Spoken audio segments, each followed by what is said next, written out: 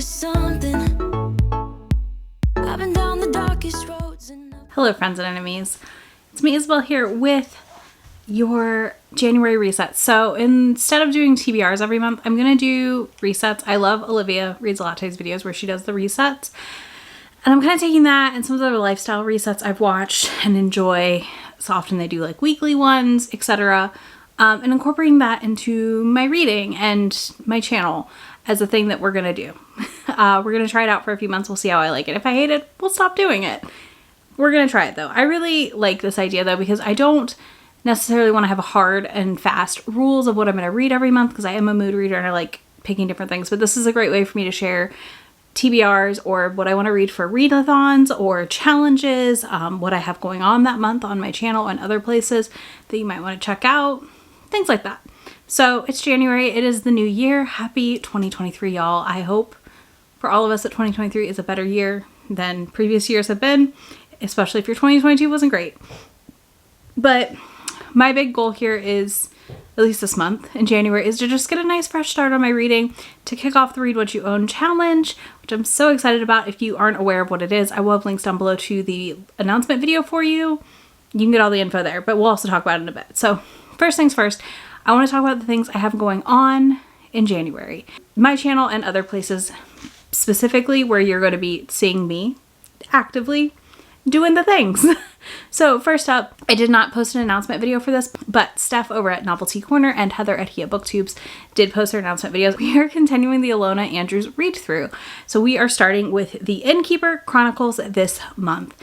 On January 27th over on Steph's channel, I will link to it down below for you. We will have the live show for the first book, which is Clean Sweep. So that's exciting. On January 9th, I will be live over on the Chapter 3 podcast channel talking about upcoming and anticipated romance releases in 2023. And then at the end of the month / early February, I will be live talking about the first 5 volumes in Yona of the Dawn that we are doing for the Yona Long Readathon. So again, there's a lot going on. I will also be around for sprints variously throughout the month for Read What You Own to help encourage us all to pick up books we already own and have been sitting here on our shelves for an eternity, still unread. So we've got this. Those are all the lives and places you will see me this month. Now let's talk about Read What You Own a little bit and some of the exceptions I've made myself and how I'm going about it this month and what I'm theming each month around kind of a thing, like an overarching plan, which is me allowing my members to vote on which were the top 3. So they already voted on the top 3. And that now means that I have some themed reading vlogs to do around those things, and January's winner was the oldest on my TBR. So for my Read What You Own challenge rules, I laid out some basic rules, which are things like no new arcs, no new books. You can treat yourself to a book. The book buying ban part of this isn't that you can't buy anything, it's that you need to be reading X amount on your shelves before you buy a thing. Which is really important, I think, and that's the part that sets you up for failure, in my opinion, is when you cannot buy a single book or swap a book. So for me, I'm allowed to get any book I already own, whether here or on my Kindle, via the library on an audio format if I would prefer to listen to it. I am also allowed to accept ARCs from indie authors if I really want to read that book. Because it's indie authors especially, I don't want to pull my support from them when I'm doing this challenge. And it's also a way for me to still get something fresh and new that I'm really anticipating. I'm allowed to request any anticipated ARC that comes out after June 2023 because of the fact that I, for the most part, am so backlogged on ARCs. I don't want to get anything unless it's a later half of the year book. I'm also allowed to check out a book on Libby if it has a 3+ month hold. I can put a hold on it, so I will get it after the challenge ends. And then if I finish all my 20 KU checkouts, I will be allowed to pull another book if I haven't already, for a themed video or something.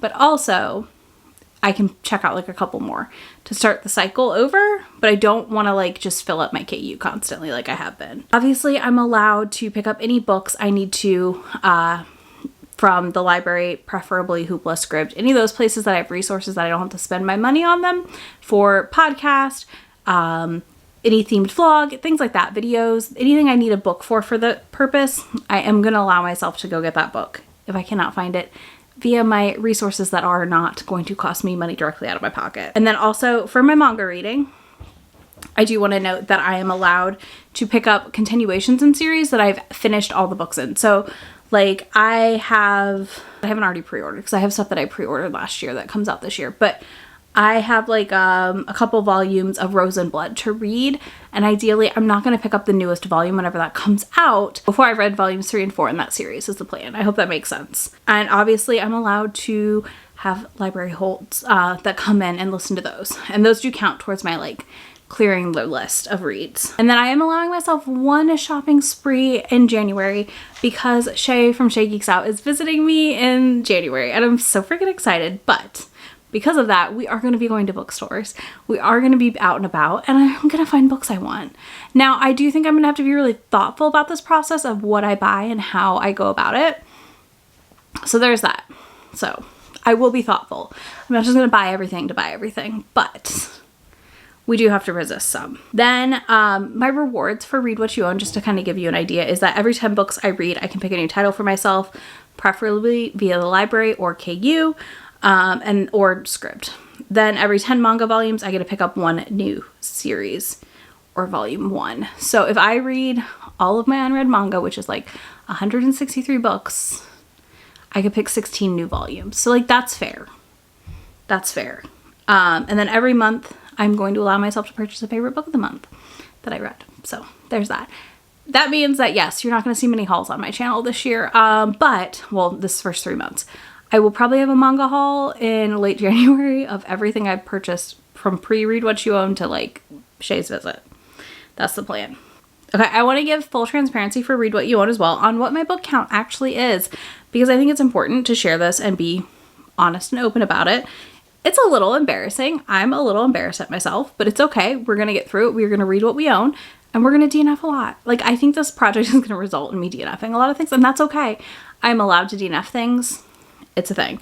So for audiobooks, I own a total of 228 audiobooks, and then I have 1,152 ebooks. This does include one library loan that I currently have active and 20 KU checkouts.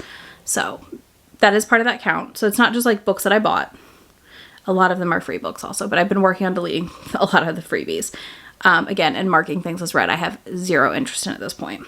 Then for my physical unread is 137 books, and my manga is about 158. That's going to vary. I'm filming this before I've read a couple volumes before the end of the year, so that number may go up or down depending on how many I get through on New Year's Eve. Let us talk about some of the like things I'm getting this month as potential reads. First up, we have our arcs for January. So I have a couple lingering arcs from December that I did not get to, and that's on me, but it is what it is, and we're going to get to them in early January. So I do need to read Entranced by the Basilisk by Lillian Lark. I'm really excited for this. This is her snake basilisk monster romance, and I trust Lillian to do this well enough that I won't be squicked out. So fingers crossed, y'all. Fingers crossed. Then I have Never Cross a Highlander by Lisa Rain. I have not read this. I heard that it was a lot heavier than people expected, and I'm really excited for this book, and I'm mad at myself that I forgot to pick it up. But it did come out at the end of December, which is just, in my opinion, a time of chaos. And a time that doesn't exist, right? Like that 2 weeks after Christmas and in that week. I don't know, right? It's not quite 2 weeks, but there's like this space that's just kind of like time is not real in December. So I do want to read that. And then in January, I have 3 arcs that are coming out that I would like to get to. So I have Chick Magnet by Emma Barry, Final Offer by Lauren Asher, which I do need to read the first 2 in that series. So I'm thinking probably a reading vlog for y'all. And then I have Glitterland by Alexis Hall to read as well. And I'm really excited that his books are getting like republished traditionally. Like I think that's really exciting. So I managed to get the traditional arc for that one, and I would like to read it before the new year. Then I have my oldest on each platform list where I'm going to share my shame. First up on Libro FM, we have Temptations of a Wallflower by Eva Lee. Then we have on KU is Muscles and Monsters, which did win my members poll. So that is the book that they will get in a vlog exclusive to members in January. And then my Audible one is Love on Beach Avenue. Then Audible, I have Love on Beach Avenue by Jennifer Prost. Then for NetGalley, we have It Takes Two by Jenny Holiday. Edelweiss, I have Not That Kind of Guy by Andy J. Christopher. And last, the oldest Kindle book that I want to read, because I have marked a lot of my Kindle books as read, that I have no interest in reading, is The Fire Lord's Lover, which is by, hold on, That is by Catherine Kennedy. This is an elf romance and it's older, like it's from 2010. So I'm really, really curious about that one. Next, we have my manga reading. So I'm going to show you me picking out some of these books. I am going to be reading volumes 1 through 5 of Yona. I've got page note tabs. I'm really excited for this reread.